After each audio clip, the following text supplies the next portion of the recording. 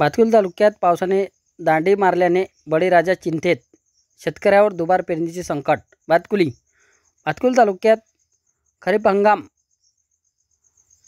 शेतकऱ्यांच्या पेरणी आटोपल्या आणि पावसाने दडी मारल्याने बळीराजा संकटेत, शेतकऱ्यावर दुबार पेरणीचे संकट।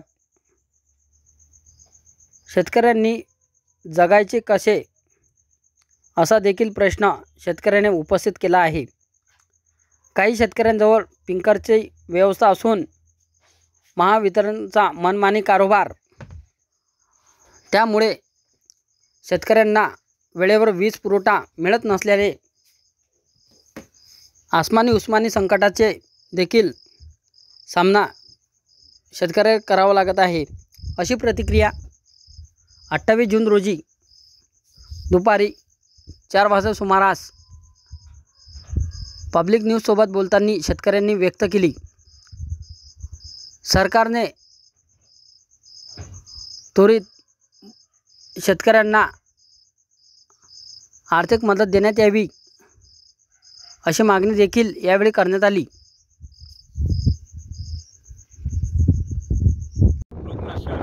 चांगल्या सरी आल्या, त्या सरी आल्यामुळे सर्वच शेतकऱ्यांना पेरणी केल्यानंतर 1-2 दिवस पाऊसही आला, त्यामुळे बीज अंकुरित झाले, निघण्याची तयारीत आहे। पण आता 3 दिवसापासून चांगली ऊनही तापली, पावसाचा खूप मोठा खंडही पडला, त्यामुळे ऊन काय राहिला की जे वाणी आहे ते पूर्ण तो अंकुर खाऊन घेऊन राहिले।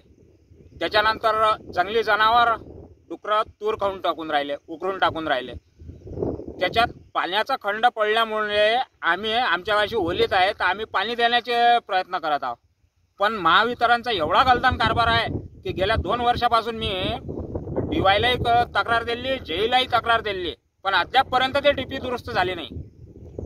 त्याच्यानंतर कर्मचारी इथं हजर राहत नाही, लोड शेडिंग आहे, 1 दिवसाआड लाईन भेटते। JEच अमरावतीला राहतात, तर हे खालचे कर्मचारी कुठे इथं राहील?